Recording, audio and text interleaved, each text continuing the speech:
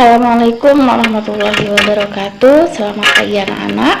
Apa kabarnya hari ini? Alhamdulillah luar biasa sehat ya. Nah, untuk memulai pembelajaran kita pada pagi hari ini, terlebih dahulu kita berdoa. Berdoa dimulai, berdoa selesai. Sebelumnya ada yang tidak masuk pada pagi hari ini? Ya, masuk semua ya. Nah, sebelum melakukan pelajaran pada pagi hari ini, kita ada speaking dulu ya. Nanti kalau ibu bilang satu, itu pegang kepala, kemudian yang kedua pegang leher, yang ketiga sikunya di ya, kemudian yang keempat ini ya. Ibu mulai dulu. 1, 2, 3, 4. Bisa ya? Nah, yuk sekali lagi, siapa yang salah bisa melanjutkan speaking selanjutnya. Yuk, 1, 2, 3, 4. Nah, salah, agak konsentrasi ya. Ulangi lagi. 1, 2, 3, 4. Ya, betul ya. Nah, selanjutnya kita di sini akan belajar tentang tema 2, subtema 1, yaitu tentang sumber energi. Siapa tahu apa itu energi? Ya, energi adalah kemampuan makhluk hidup untuk melakukan usaha ya.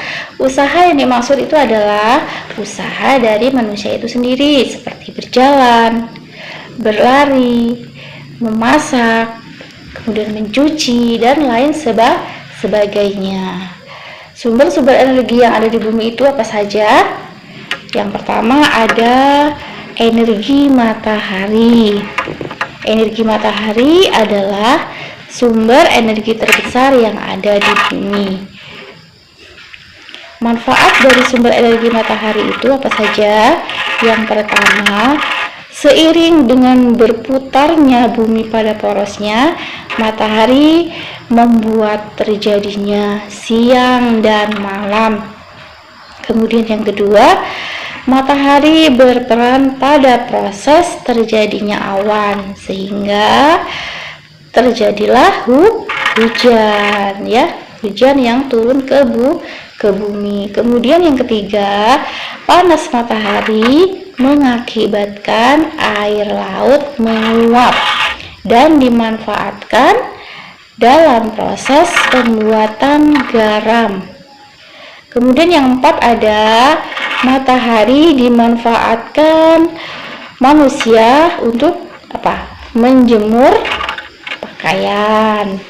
Kemudian untuk menjemur ikan ya, dalam proses pembuatan ikan asin itu ya.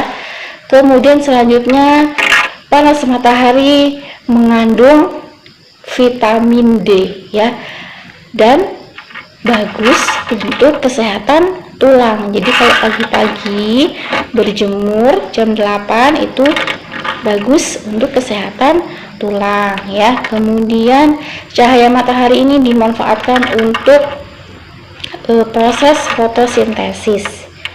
Apa itu fotosintesis? Fotosintesis itu adalah proses pembuatan makanan pada tumbuhan hijau ya. Jadi semua tumbuhan hijau itu bisa melakukan proses fotosintesis ya. Nah, seperti gambar di samping ini adalah proses terjadinya fotosintesis ya.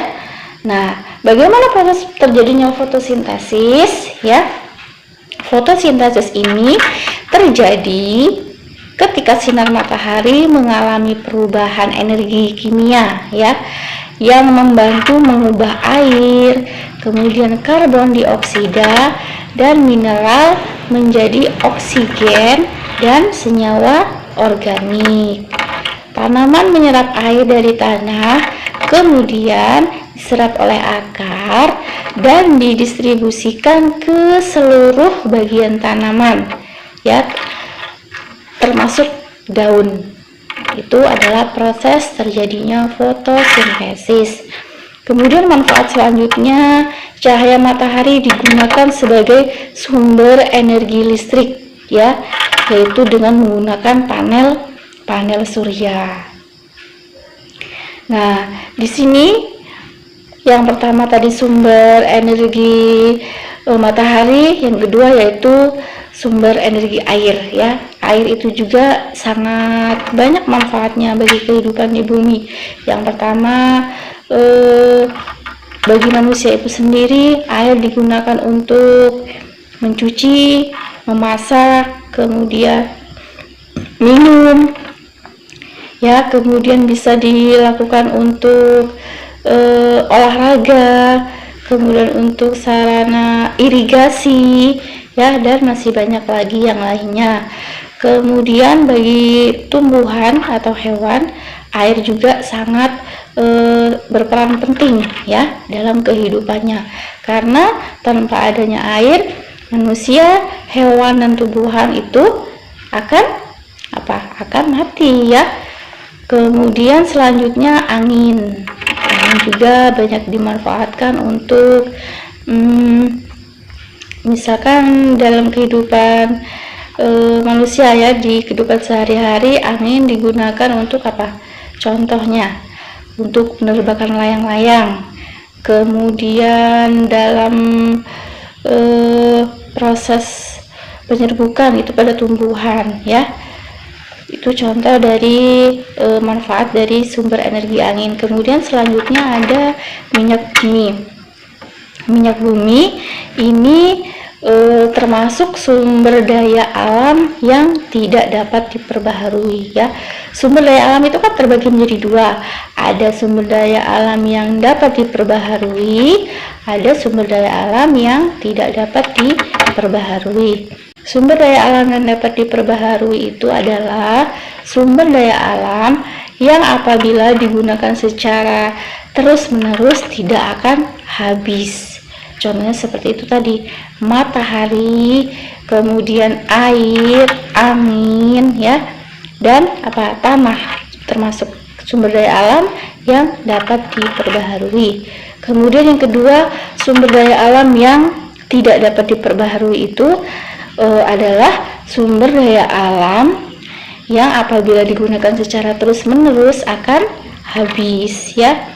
Contohnya seperti itu tadi, minyak bumi, gas alam, batu bara, kemudian nuklir ya, itu termasuk contoh dari sumber daya alam yang tidak dapat diperbaharui.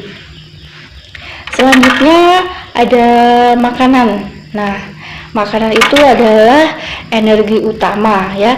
Bagi manusia makanan itu adalah energi utama ya. Kenapa bisa disebut seperti itu? Karena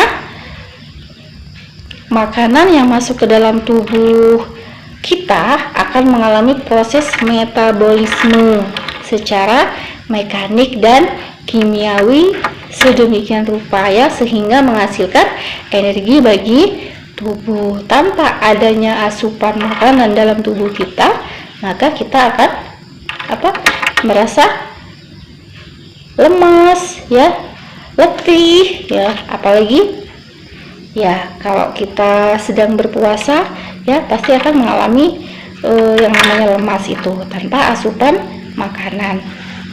Kemudian selanjutnya adalah di sini ada perubahan macam-macam energi ya. Macam-macam energi ini ada energi kinetik, kemudian energi potensial, energi cahaya, energi listrik ya. Energi kinetik itu apa? Energi yang dihasilkan dari benda yang bergerak. Contohnya seperti mobil atau motor ya. Semakin kecepatannya semakin cepat itu mobil bergeraknya, maka energi kinetiknya semakin besar. Kemudian energi potensial.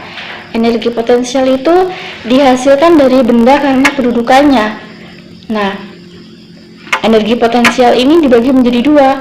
Ada energi potensial gravitasi, ada energi potensial elastis. Ya, energi potensial gravitasi itu contohnya seperti buah kelapa yang jatuh dari pohonnya. Semakin tinggi pohon kelapa itu, maka semakin tinggi juga energi gravitasinya, semakin besar ya.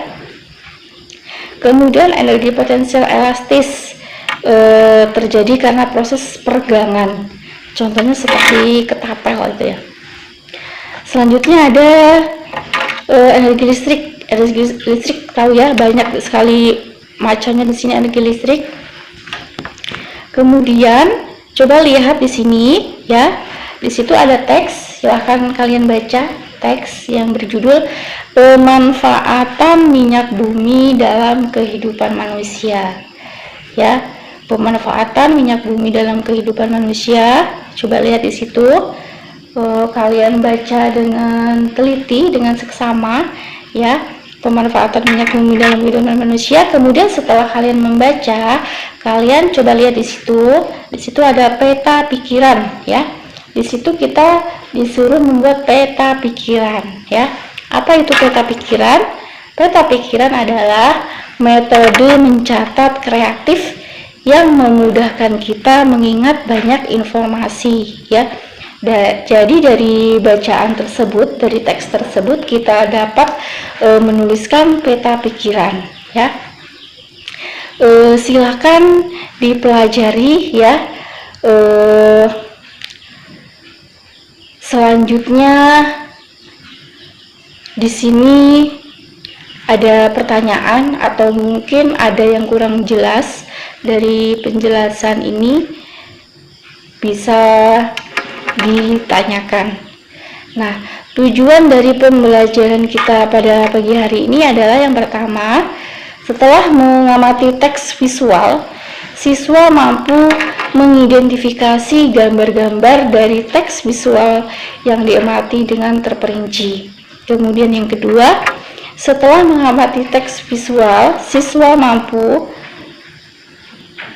membuat peta pikiran ya dari teks yang dibaca.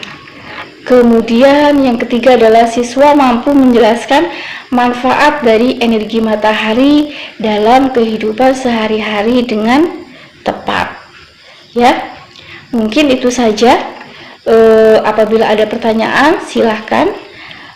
Nanti akan Ibu beri soal ya untuk PR. Nah, catat nih soalnya. Yang pertama adalah apa saja sumber energi di bumi ini? Soal yang kedua, apa saja sumber energi yang dapat diperbarui dan tidak dapat diperbarui?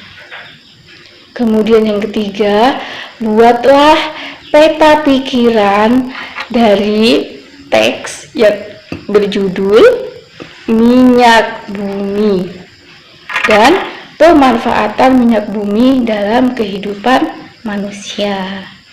Mungkin itu saja. Sebelum kita akhiri pertemuan kita pada pagi hari ini, kita berdoa terlebih dahulu. Berdoa dimulai, berdoa selesai. Ibu akhiri, wassalamualaikum warahmatullahi wabarakatuh.